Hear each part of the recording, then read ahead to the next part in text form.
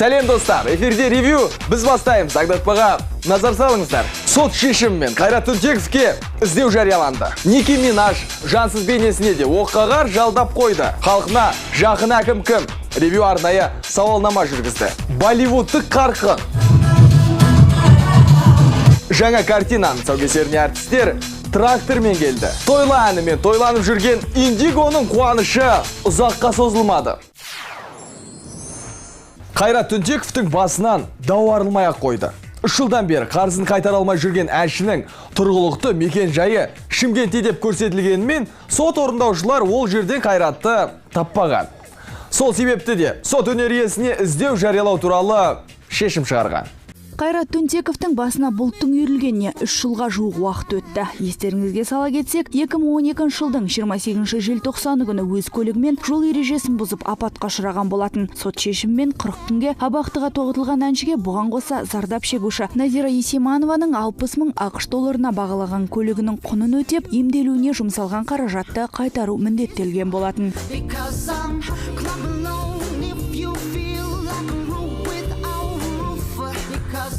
Дегенмен суперстар түлегі әлі күнге борышын толық өтеп бітпеген болып шықты. Әншіні тұрғылықты мекен жайы көрсетілген үйден іздеп таппаған шымкенттік сот орындаушылар Абай аудандық сотына шағым түсірген. Шымкент қаласы Абай аудандық сотының судьясы Омарова Айгерім Жылқырменнің ұйғарымымен іздеу жарияланған 6 тамыз 2015 жылы. Сот орындаушылардың оны таба алмай, және де ол жалтарған жөнінде хабарлап бізге негізгі сомасы 4 миллион 179 мың 934 теңге. Қайраттың жауапкершіліктен жалтарып жүргені туралы ақпарат бұған дейін де бірнеше рет тараған. Тіпті есеп шотына тосқауыл қойылып, атына тіркелген көлігі де тәркіленуі тиіс болатын. Сондай-ақ Түнтековке шетелге шығуға тыйым салынғанда. Дәл осы тұста әншіге Стас Михайлов пен Тиматиден ұсыныс түсіп Ресейге шақырту алған болатын. Олар маған шығармашылығыңды дамыту үшін қаржы салуға дайынбыз деп хабарласты. Ол үшін әрине Ресейге бару керек. Ал менде ондай құқық жоқ. Сол себепті бұл мәселені жылы жауып қоюға тура келді. Шымкентке барып арнайы тілдескен бұл сұхбатымыздың барысында Қайрат өмірдегі және өнердегі достарының да теріс айналғанын жеткізген еді. Көпшілігі менен қашқақтайды, неліктен екенін өзім де түсінбеймін. Өзім іздеп хабарласпасам, жағдайын қалай деп сұрап жатқандары кем деген. Қиындықтарға мойымай шығармашылығымды қайта бастайым, үйлену тойымды да дүркіретіп өткіземін деп жоспарларымен бөліскен әншінің бүгін ұялы телефонға жауап беруге құлқы мүлдем жоқ сында. Дегенмен өнер иесінің директормен тілдесудің сәті түсті. Айтуынша бұл Қайраттың атына кір келтіру үшін жасалып жатқан қара пиар екен. Біріншіден ол қаржыны қайтарып жатыр, ал екіншіден Қайрат ешкіммен қашып тығылып жүрген жоқ. Ондай көлемді қаражатты бір күнде ешкім тауып бере алмайды ғой. Жылдың аяғына дейін барлық қаржын төлеп бітіреді деп ойлаймын. Егер ол шындап іздеп жатса, оп-оңай тауып алар еді.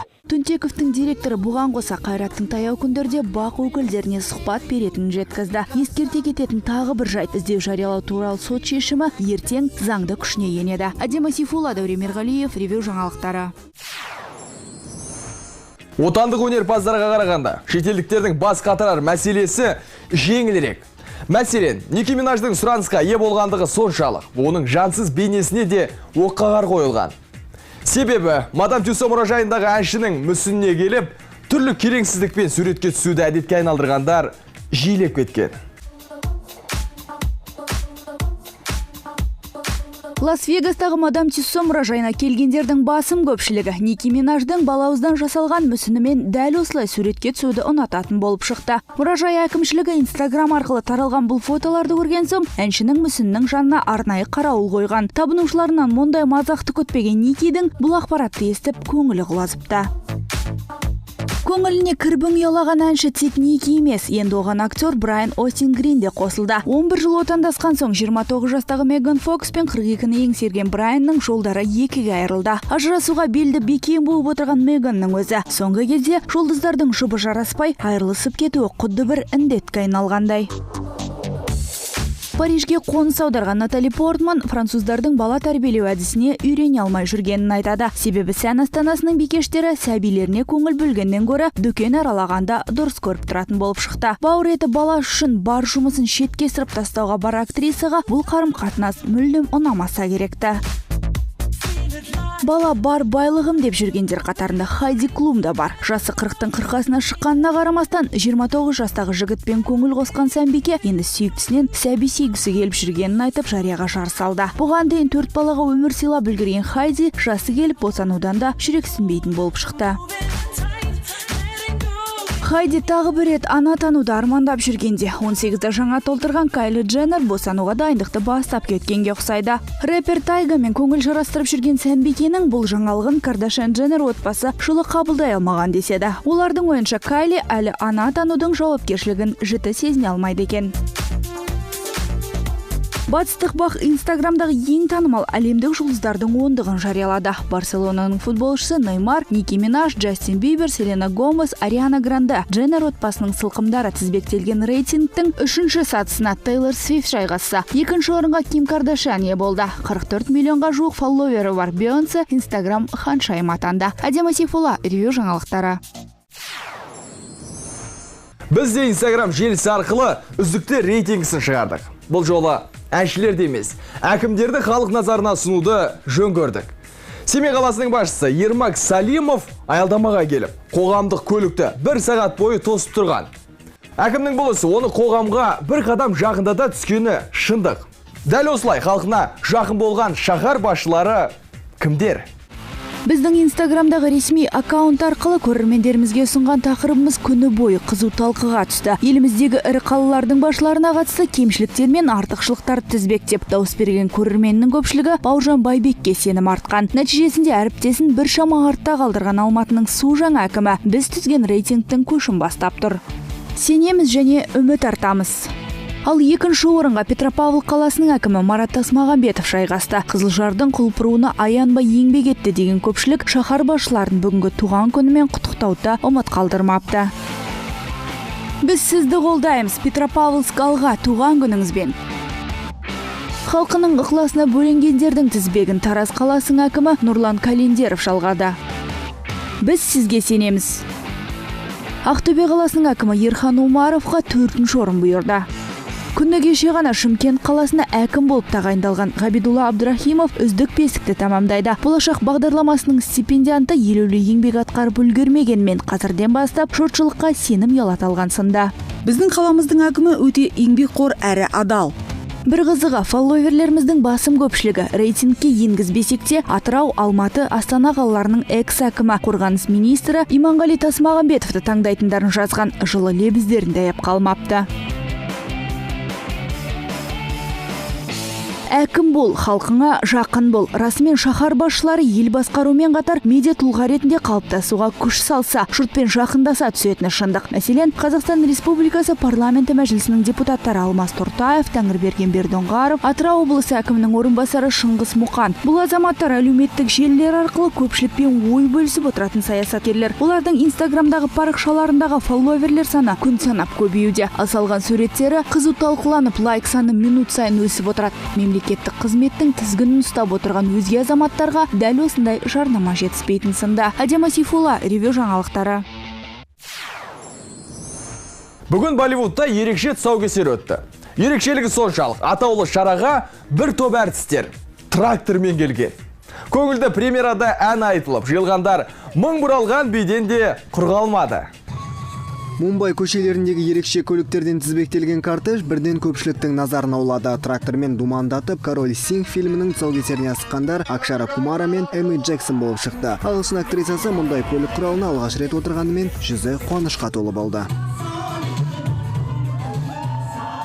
Фильмнің баспасөз конференциясында атап айтарлықтай ерекшелік байқалмады. Барлығы бәз қалпында. Авторлар оқиға желісі жайлы ақтарып ақпарат айтпаса да, картинаның әнмен биге толы екені айдан анық. Трейлерді көрдіңіздер. Мына сұлудың жауынгерлік қабілетін назарыңыздан тыс қалдырмай бағасындай беріп үлгерген шығарсыз. Ол керемет төбелес еді. Десек те ақылына көркі сай, талантты.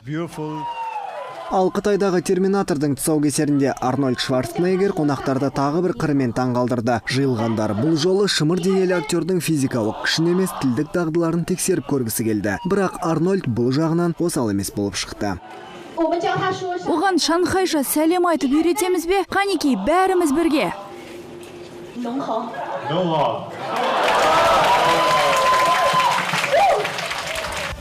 Ал Лос-Анджелесте Джастин Терромен құпия түрде некелескеннен кейін жұрт алдына алғаш рет шыққан Дженнифер Энистон «Мисс Переполох» картинасының тұсаукесерінде төбе көрсетті. Актрисаға деген табынушылардың қызығушылығы арта түскен, сондықтан болар Джен журналистерден қашқақтап сұхбат бермеді. Алғашында мен оған басқа рөл ұсынып едім, нақтырақ айтсақ әйелінің рөлін. Кейін кездескенімізде ол сценарийде ұнағанын, алайда дәрігердің рөлін сомдағысы келетінін жеткізді. Мен келісімімді бердім, оған қазір өкінбеймін. Кеш қонақтарының Энистонның сырт-келбеті жайлы ой-пікірлері екіге бөлінді. Бірі Бора-Борада өткен балайы Энистонға жақты десе, екіншілері актрисаның түрі шаршаңқы екенін айтып, қарсы ой білдірді. Абай Түзелбай, Ревю жаңалықтары. Ревю бағдарламасын әрі қарай жалғастырамыз. Индиго топ осы жылдың басында ғана жаңа құрамын жасақтап, Тойла деп аталатын әнге бейнебаян түсіріп үлгерген болатын. Алайда аталмыш шығарманың әні де, клиптің сюжеті де көшірме болып шықты. Осындай олқылықты көргенде отандық продюсерлер мен режиссерлардың идеясы таусылған ба деген ойға қаласың.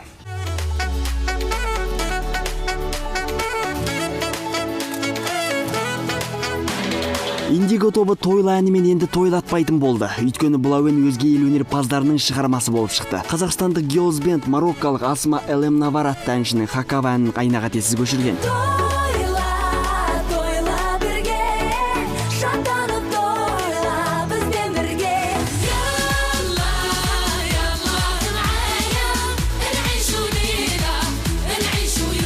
Дәл осыдан кейін Индигоның продюсері Гүлвира Иллахонова болған жайды былайша баяндап берді. Нам предложил один Әнді өзбектің бір композитор ұсынды. Оның қайдан шыққанын білуге қызығушылық танытпадық. Ол біздің кеңсеге келіп бірнеше әндерді тыңдатты. Соның ішінде дәл осы Тойла әнде болды. Нәтижесінде 3 ән алдық. Ол Өзбекстанға барып, авторлық құқыққа қатысты құжаттарды әкелетінін айтып кетіп қалды. нас заинтересовали. Гүлвира ханымның сөзіне сенсек, ол бұл әннің көшірме екенін күні кеше ғана білген көрінеді. Сол сәттен бастап өзін автормын деп таныстырған өзбекстандық Унимоға іздеу сала бастайды. Мы очень сильно. Бұл өлеңнің түпнұсқасын көрген кезде қатты ашуландық. Сол сәттен бастап әннің авторына үздіксіз қоңырау шалумен болдық. Ал оның қазақстандық және өзбекстандық қос нөмірі де өкінішке орай өшірілу болды. Самого узбекского автора. Тойла әнінің мәтіні қазақстандық авторлардың бірінен сатып алынған. Яғни оның плагиат емес екендігі күмән тудырмайды. Ал бейнебаяны? Мы не крали клип. Бейнебаянның желісін ұрлаған жоқпыз, өйткені көрмеген сюжетті қалай ұрлаймыз. Бізге дайын аранжировканы әкелді.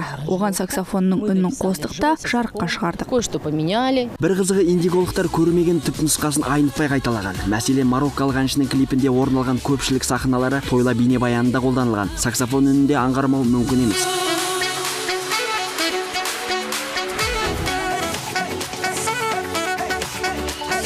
Сонымен аузы күйген үрлеп ішетін кебін киген Гүлвира Иллахонованың көпшілікке айтары мынау. Теперь мы будем все. Енді бұдан былай барлығын тексеріп, авторлық құқықпен заңды түрде жұмыс істейтін боламыз. Бұл өзге елдің әніне құда түскіш әріптестерімізге сабақ болар деген ойдамын. Такие многие.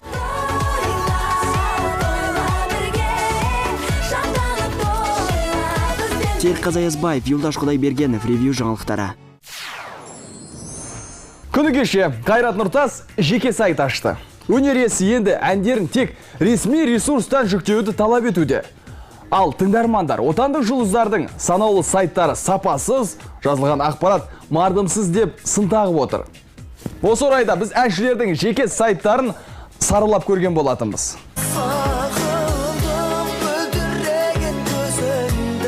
Қайрат Нұртас бүгінде өзінің әлеуметтік желідегі сауаттылығын арттыруға бел буған, тіпті жеке сайтын ашқан. Бұған себеп әншінің шығармашылығына жиі жасалатын шабуыл болып отыр. Өздерінің бір тетіктері бар ма, таныстары бар ма, сол біз жазған студиялардан алып ала ма, бізден бұрын әлі жасалып бітпеген черновой варианттағы әндерімізді салып жіберіп таратып жатады желіге.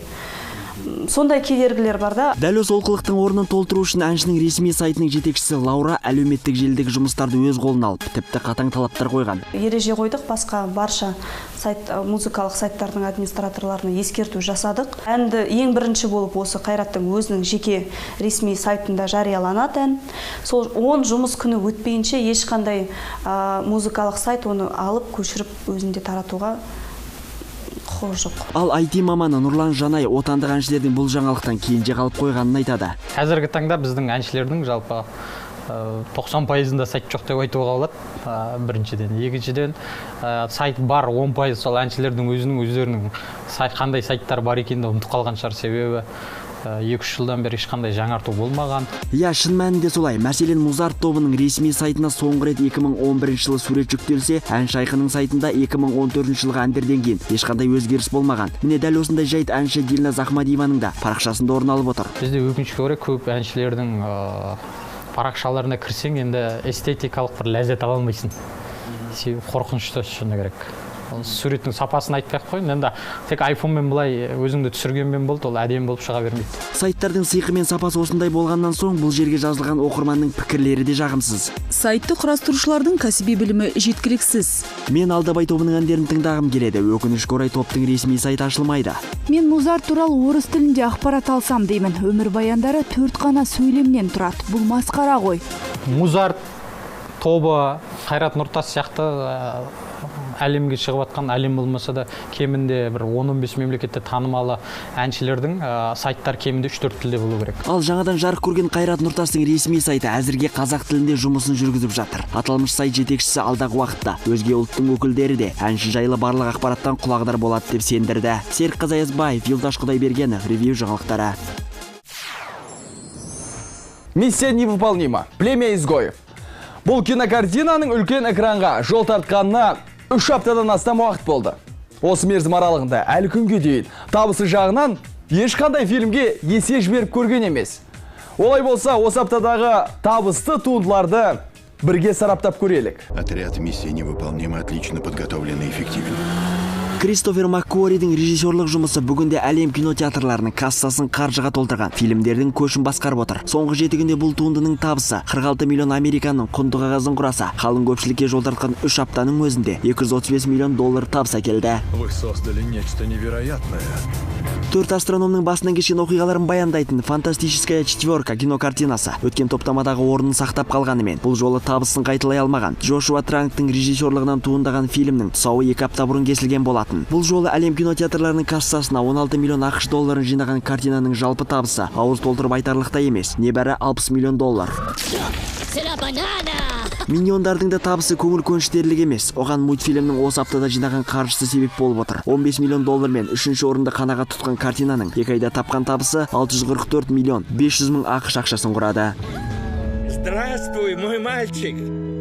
Боже, как ты вырос! Өткен топтамада табысты туындылардың тізімінен көрінбеген Пиксели кино картинасы бұл жолы 4-ші орынға табан тіреді. Атыс шабыс, қиял ғажайып және комедия жанрын бір фильмге тоғыстырған киногерлер аталмыш фильмді Канада, Қытай және ақш-та түсірген. Пиксели кино картинасының соңғы 7 күндегі табысы 12 миллион доллар. Үлкен экранға жол тартқанына 1 айдың жүзі болса да, кинотеатрлардан жиналған жалпы сома небәрі 91 миллион ақш ақшасын құрап отыр. Когда услышишь нечто похожее на выстрелы, гони. Пикселиден қалыспай агенты Анкл кино картинасы да бұл аптада 12 миллион ақш ақшасын жинаған екен. Ағылшын режиссері Гай Ричидің бұл еңбегі өткен аптада ғана қалың көпшілікке жол тартқан болатын. Серік Қазаязбаев, Ревью жаңалықтары. Жақсының аты ғалымның хат өлмейді. Тыңдарманның жүрегіне сырлы әуендерімен жол тапқан музыкант Батырхан Шүкеновтың шығармашылығы жалғасын тауып, жанданып жатыр.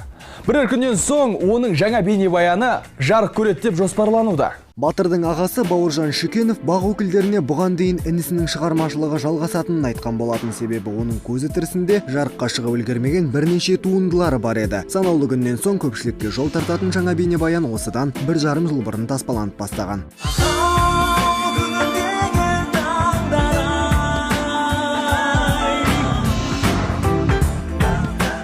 Ибрагим Исаевтың сөзіне жазылған Қуат Шілдебаевтың аялаған арман әні бұған дейін де Батырдың ән қоржынындағы тың туындылардың бірі болған.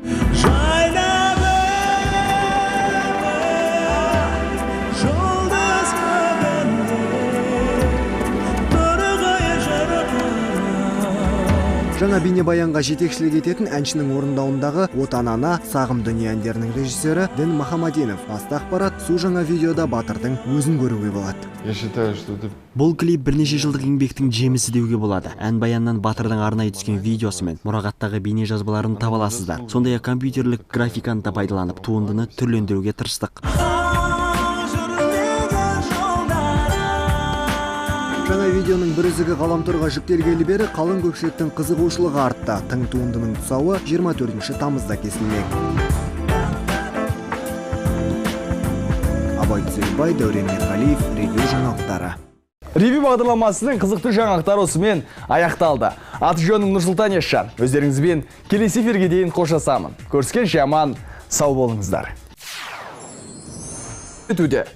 Ал тыңдармандар, отандық жұлдыздардың санаулы сайттары сапасыз, жазылған ақпарат мардымсыз деп сын тағып отыр. Осы орайда біз әншілердің жеке сайттарын саралап көрген болатынбыз.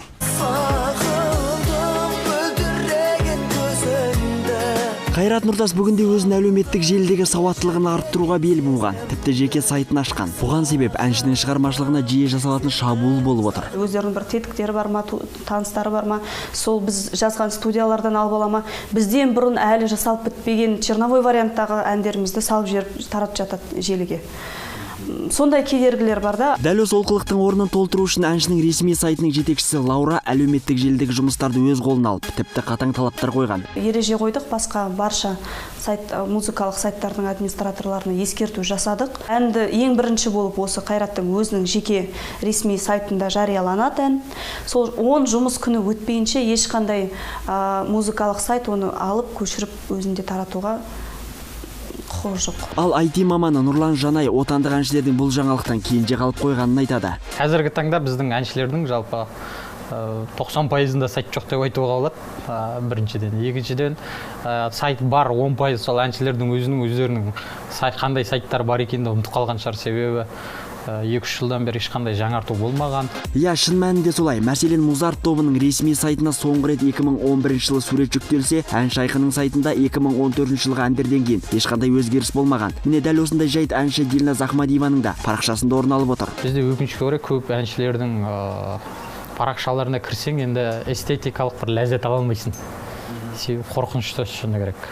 Суреттің сапасын айтпай-ақ қойын, енді тек айфонмен былай өзіңді түсіргенмен болды, ол әдемі болып шыға бермейді. Сайттардың сиқы мен сапасы осындай болғаннан соң бұл жерге жазылған оқырманның пікірлері де жағымсыз. Сайтты құрастырушылардың кәсіби білімі жеткіліксіз. Мен Алдабай тобының әндерін тыңдағым келеді. Өкінішке орай топтың ресми сайты ашылмайды. Мен Музарт туралы орыс тілінде ақпарат алсам деймін. Өмір баяндары 4 қана сөйлемнен тұрады. Бұл масқара ғой. Музарт тобы Қайрат Нұртас сияқты әлемге шығып атқан, әлем болмаса да кемінде бір 10-15 мемлекетте танымалы әншілердің сайттар кемінде 3-4 тілде болу керек. Ал жаңадан жарық көрген Қайрат Нұртастың ресми сайты әзірге қазақ тілінде жұмысын жүргізіп жатыр. Аталмыш сайт жетекшісі алдағы уақытта өзге ұлттың өкілдері де әнші жайлы барлық ақпараттан құлағдар болады деп сендірді. Серік Қазаязбаев, Юлдаш Құдайбергенов, ревью жаңалықтары. Миссия невыполнима. Племя изгоев. Бұл кинокартинаның үлкен экранға жол тартқанына 3 аптадан астам уақыт болды. Осы мерзім аралығында әлі күнге дейін табысы жағынан ешқандай фильмге есе жіберіп көрген емес. Олай болса, осы аптадағы табысты туындыларды бірге сараптап көрелік. Отряд «Миссия невыполнима» отлично подготовлен и эффективен. Кристофер Маккуаридің режиссерлық жұмысы бүгінде әлем кинотеатрларының кассасын қаржыға толтырған, фильмдердің көшін басқарып отыр. Соңғы 7 күнде бұл туындының табысы 46 миллион американның құнды қағазын құраса, қалың көпшілікке жол тартқан 3 аптаның өзінде 235 миллион доллар табыс әкелді. Вы создали нечто невероятное. Есінде әріптесін бір шама артта қалдырған Алматының су жаңа әкімі біз түзген рейтингтің көшін бастап тұр. Сенеміз және үміт артамыз. Ал екінші орынға Петропавл қаласының әкімі Марат Тасмағамбетов жайғасты. Қызылжардың құлпыруына аянбай еңбек етті деген көпшілік шаһар басшыларын бүгінгі туған күнімен құттықтауды ұмыт қалдырмапты. Біз сізді қолдаймыз, Петропавлск алға туған күніңізбен.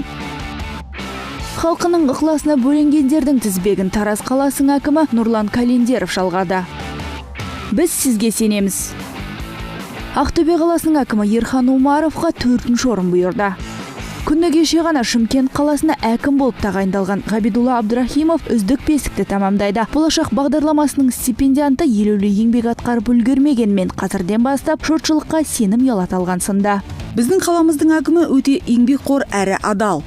Бір қызығы, фолловерлеріміздің басым көпшілігі рейтингке енгізбесек те Атырау, Алматы, Астана қалаларының экс-әкімі, қорғаныс министрі Иманғали Тасмағамбетовті таңдайтындарын жазған, жылы лебіздерін даяп қалмапты.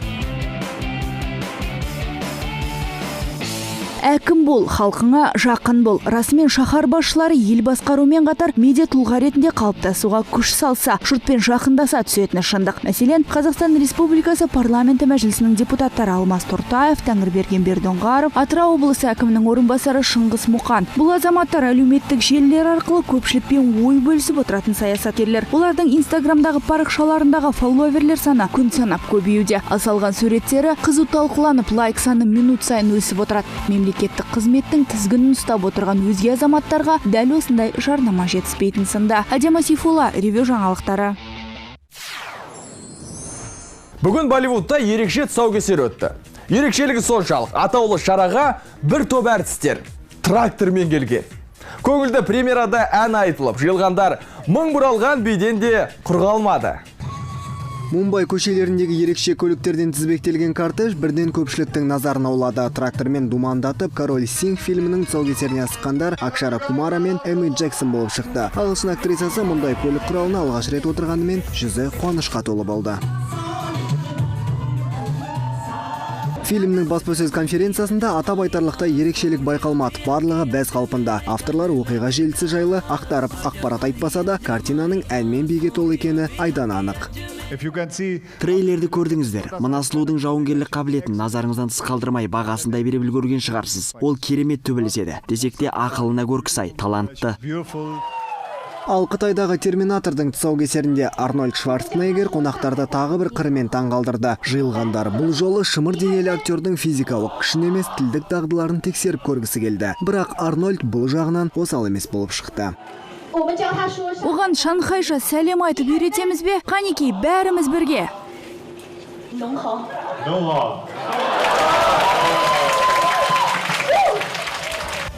Ал Лос-Анджелесте Джастин Терромен құпия түрде некелескеннен кейін жұрт алдына алғаш рет шыққан Дженнифер Энистон «Мисс Переполох» картинасының тұсаукесерінде төбе көрсетті. Актрисаға деген табынушылардың қызығушылығы арта түскен, сондықтан болар Джен журналистерден қашқақтап сұхбат бермеді.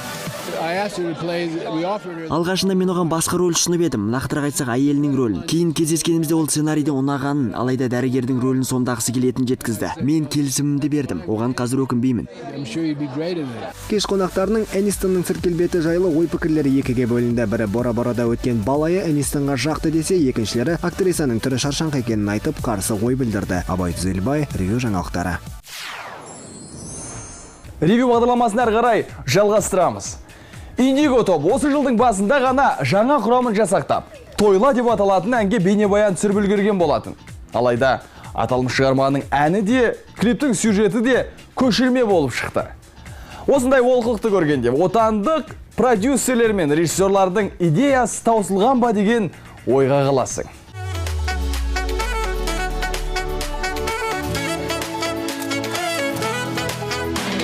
Индиго тобы Тойла әнімен енді тойлатпайтын болды. Өйткені бұл әуен өзге ел өнерпаздарының шығармасы болып шықты. Қазақстандық Girls Band мароккалық Асма Элем Навар атты әншінің Хакава әнін қайнаға тесіз көшірген.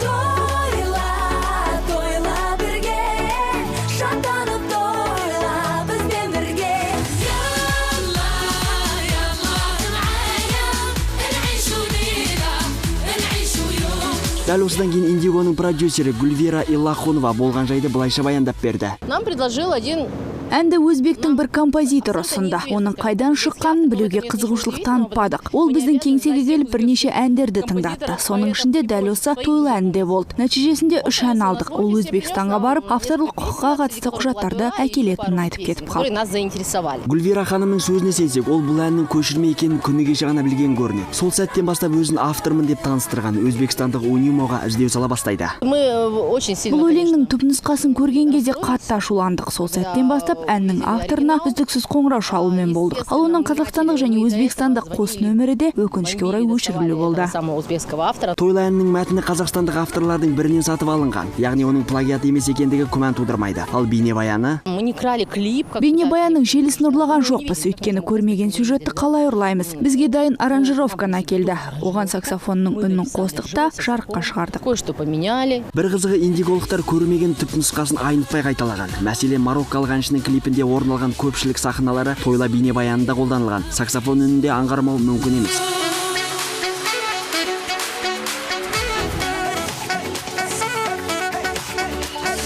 Сонымен аузы күйген үрлеп шетін кебін киген Гүлвира Илахунованың көпшілікке айтары мынау. Теперь мы будем все. Енді бұдан былай барлығын тексеріп, авторлық құқықпен заңды түрде жұмыс істейтін боламыз. Бұл өзге елдің әніне құда түскіш әріптестерімізге сабақ болар деген ойдамын. Такие многие.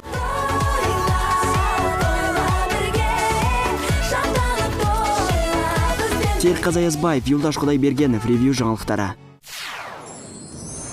Күні кеше Қайрат Нұртас жеке сайт ашты. Өнер иесі енді әндерін тек ресми ресурстан жүктеуді талап етті. Сәлем достар, эфирде ревью, біз бастаймыз. Аңдатпаға назар салыңыздар. Сот шешімімен Қайрат Түнтековке іздеу жарияланды. Ники Минаж жансыз бейнесіне де оққағар жалдап қойды. Халқына жақын әкім кім? Ревью арнайы сауалнама жүргізді. Болливудтық қарқын.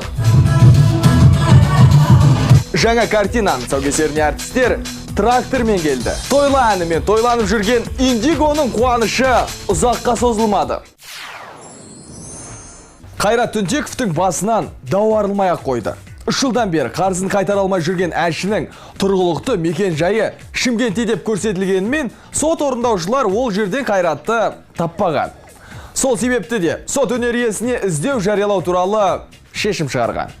Қайрат Түнтековтың басына бұлттың үйірілгеніне 3 жылға жуық уақыт өтті. Естеріңізге сала кетсек, 2012 жылдың 28 желтоқсаны күні өз көлігімен жол ережесін бұзып апатқа ұшыраған болатын. Сот шешімімен 40 күнге абақтыға тоғытылған әншіге бұған қоса зардап шегуші Назира Есиманованың 60 мың ақш долларына бағалаған көлігінің құнын өтеп, емделуіне жұмсалған қаражатты қайтару міндеттелген болатын.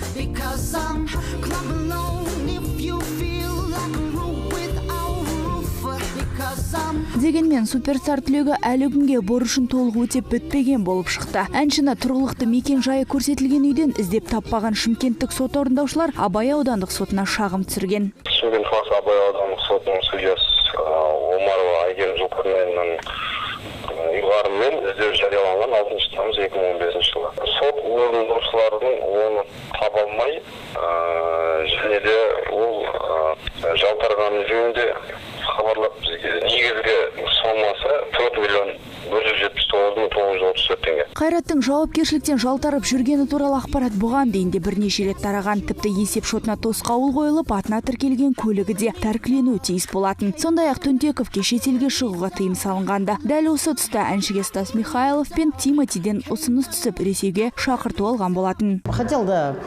Олар маған шығармашылығыңды дамыту үшін қаржы салуға дайынбыз деп хабарласты. Ол үшін әрине Ресейге бару керек. Ал менде ондай құқығы жоқ. Сол себепті бұл мәселені жылы жауып қоюға тура келді.